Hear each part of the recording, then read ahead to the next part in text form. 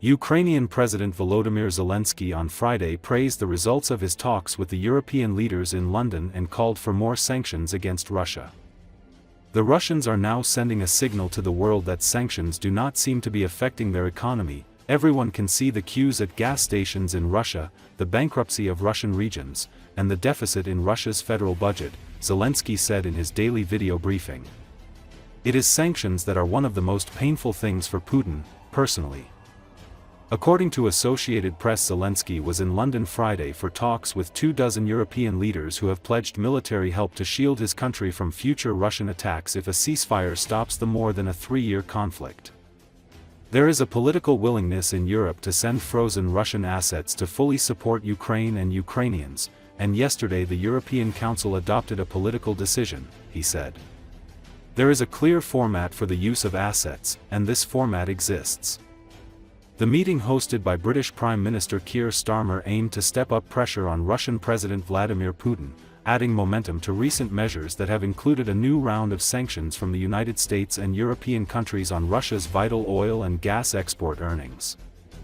The talks also addressed ways of helping protect Ukraine's power grid from Russia's almost daily drone and missiles attacks as winter approaches, enhancing Ukrainian air defenses, and supplying Kiev with longer-range missiles that can strike deep inside Russia. Zelensky has urged the U.S. to send Tomahawk missiles, an idea U.S. President Donald Trump has flirted with. Шановні українці, українки, зараз вже відбулася зустріч з лідерами в Лондоні. Це третя хороша подія для України за кілька днів. Буде більше санкцій проти Росії і в тому напрямку, в якому є рішення Сполучених Штатів Америки. Це дуже правильний крок президента Сполучених Штатів Америки. Санкції проти 2 російських нафтових компаній, вони експортують багато нафти. Сьогодні всі, абсолютно всі учасники коаліції охочі погодились, що саме так треба тиснути і надалі на російську нафту, на нафтові компанії Росії, на термінали, на флот російських танків та на всю інфраструктуру агресора. Ми сьогодні погодили рішення, які можуть нам сильно допомогти. Поки що публічно ми не будемо говорити всі деталі, щоб Путіну було складніше. І хоча росіяни зараз понесли світом сигнал, що їхню економіку санкцій начебто не зачіпають, всі все бачать. Черги на заправках в Росії і банкрутство російських регіонів, і дефіцит федерального бюджету в Росії. Саме санкції одне з найбільш болісного для Путіна, особисто для нього. Є дуже важливі домовленості по фінансам для України. Є політична готовність Європи направити заморожені російські активи на повноцінну підтримку України, українців. І вчора на Єврораді ухвалено політичне рішення, чіткий формат використання активів. І цей формат є. Зараз ми в Європі домовилися, що до кінця року має бути реалізація цього формату. Загалом в Європі такий, що ми розуміємо, на наступний рік фінансування для України, для наших людей буде забезпечено. Все, що стосується зброї, все, що стосується протиповітряної оборони, позицій наших на фронті. Вже є нові пакети від наших партнерів. Також наше розуміння далекобійності знаходить все більше прихильників. І, значить, буде більше наших влучних, далекобійних санкцій, санкцій прямої дії проти російської машини війни. Це працює за тисячі кілометрів. І ще дуже хочу подякувати кожному, хто підтримує нас в питанні про протиповітряну оборону, про системи. Ми працюємо з країнами заради більшої кількості патріотів і ракет до них.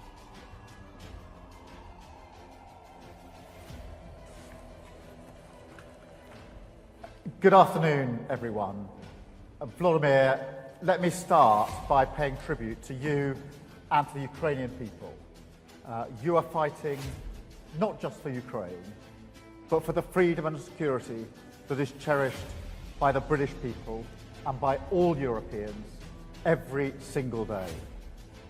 What's your impression of the chance that the US will give Tomahawks in the end, or is it time for other countries to step up? To Prime Minister Volodymyr, you have said for months that you're ready for a ceasefire and you're ready to meet Putin. Yet he continues to stall and play for time. Putin is the only person who does not want to stop this war.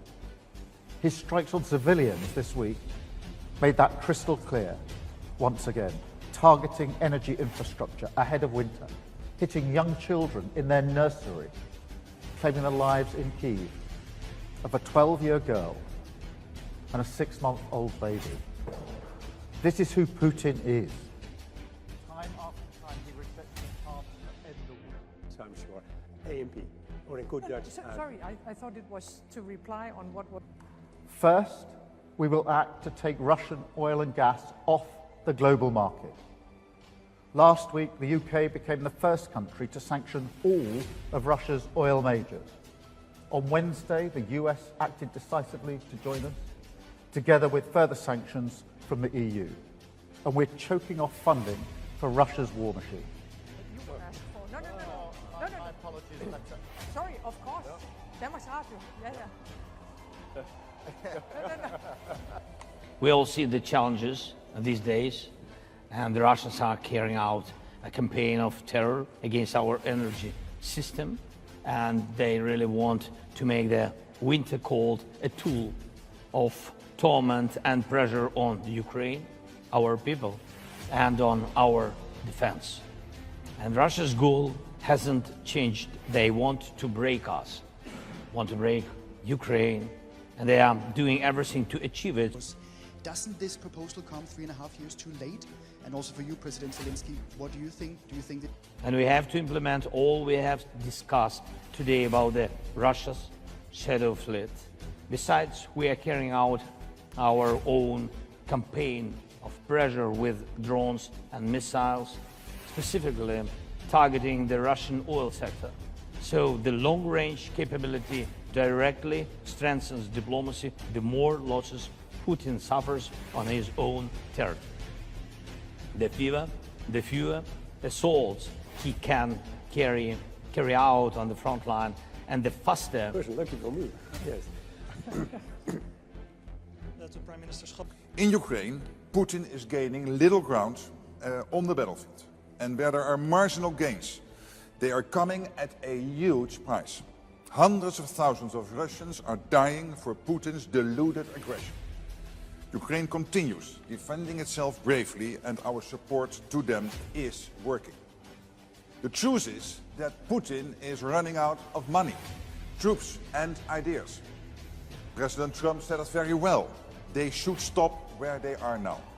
And now is the right time to increase the pressure on Russia, so we can finally get a fair and a just peace for Ukraine. Dick, can I come to you? Yes, and the question is the only way to persuade Putin to engage in serious talks is to increase economic pressure on Russia and our support for Ukraine. This week, important measures were taken in the EU and the US, and coordination for further steps we could take is necessary. First of all, on sanctions. It would be good if the EU were to copy the US-UK sanctions against Lukoil and Rosneft. We must also do more to dismantle the shadow fleet systems, and the Netherlands will take its part when it comes to the North Sea.